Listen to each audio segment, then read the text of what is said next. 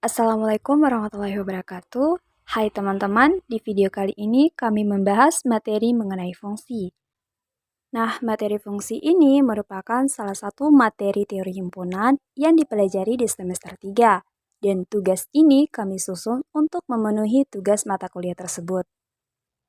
Pertama-tama, alangkah baiknya saya terlebih dahulu menyebutkan nama-nama anggota kelompok dan tugas masing-masing anggota kelompok. Yang pertama, saya sendiri Jessica Nabel dengan stambuk G201-21008.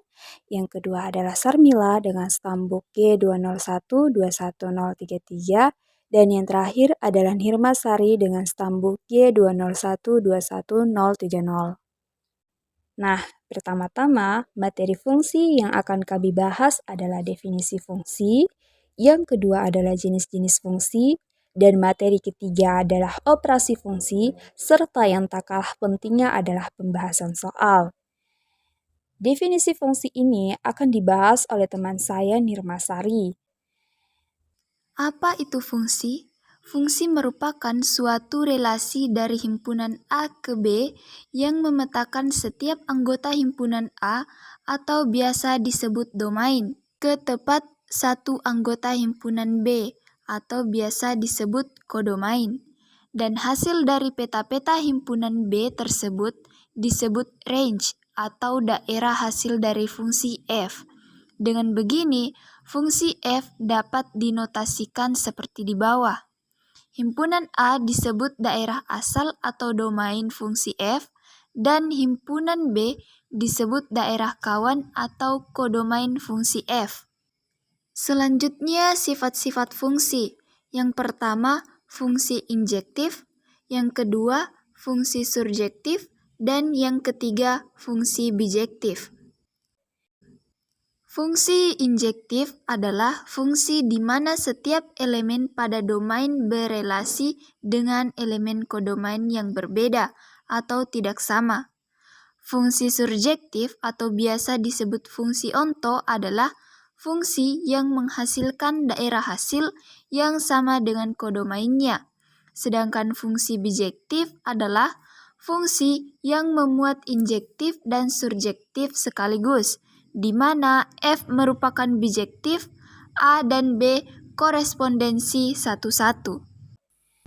Selanjutnya yaitu materi kedua yang akan dibahas oleh teman saya Sarmila. Jenis-jenis fungsi. Fungsi dibagi menjadi 7 bagian. Yang pertama, fungsi konstan, yaitu suatu fungsi f memetakan himpunan A ke dalam himpunan B.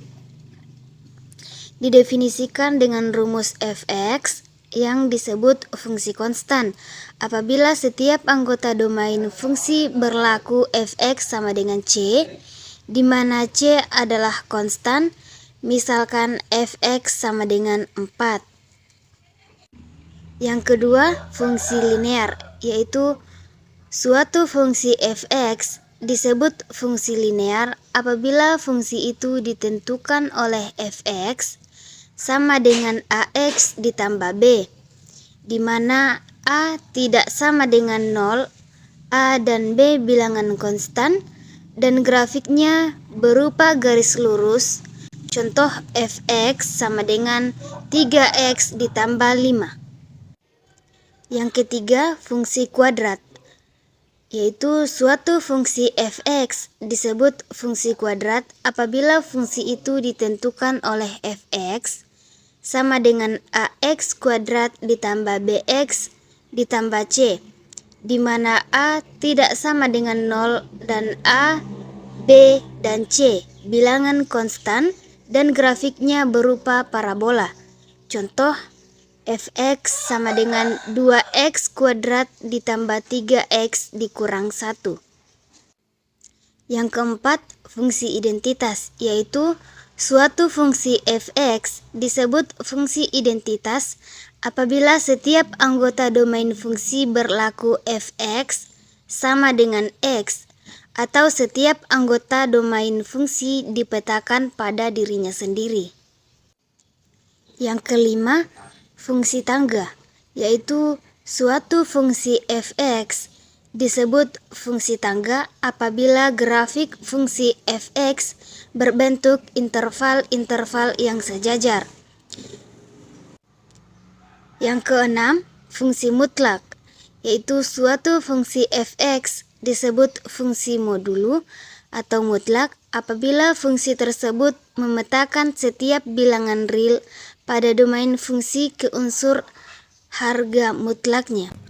Kemudian yang terakhir, fungsi ganjil dan fungsi genap, yaitu suatu fungsi f(x) disebut fungsi ganjil apabila berlaku f min x sama dengan min f(x), dan disebut fungsi genap apabila berlaku f min x sama dengan f(x) jika f min x tidak sama dengan min f(x). Maka fungsi ini bukan fungsi genap dan bukan fungsi ganjil. Materi yang ketiga ialah operasi fungsi, di mana operasi fungsi ini memiliki 5 sifat-sifat operasi, di antaranya komutatif. Nah, komutatif ini memiliki pengertian jika letak bilangannya saling ditukarkan akan tetap menghasilkan hasil yang sama, baik itu bilangan positif maupun negatif. Yang kedua adalah sifat asosiatif. Asosiatif ini secara sederhana, sifat asosiatif dapat diartikan sebagai bilangan yang dapat dikelompokkan dengan tanda kurung dan akan tetap menghasilkan hasil yang sama. Yang ketiga adalah sifat distributif. Nah, sifat distributif ini digunakan dengan cara menggabungkan bilangan hasil operasi dengan elemen kombinasi yang ada atau dapat dikatakan bahwa sifat distributif adalah penyebaran. Yang keempat adalah unsur identitas. Nah, unsur identitas adalah unsur netral dari operasi binar yang mengoperasi di himpunan yang menghasilkan hasil yang tidak berubah.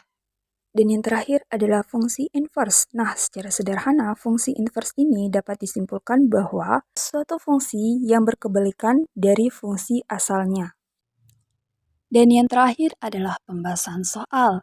Kali ini, tugas saya yaitu menentukan banyaknya pemetaan atau fungsi dari suatu himpunan ke himpunan lain.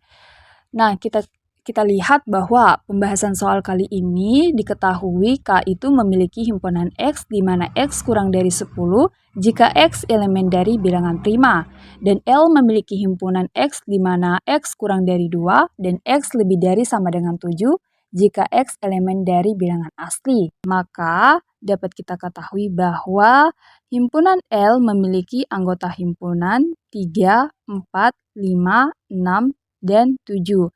Maka NL-nya sama dengan 5. Kita misalkan bahwa NA-nya itu A dan NB-nya itu adalah B. Maka A ke B sama dengan B pangkat A dan B ke A sama dengan A pangkat B.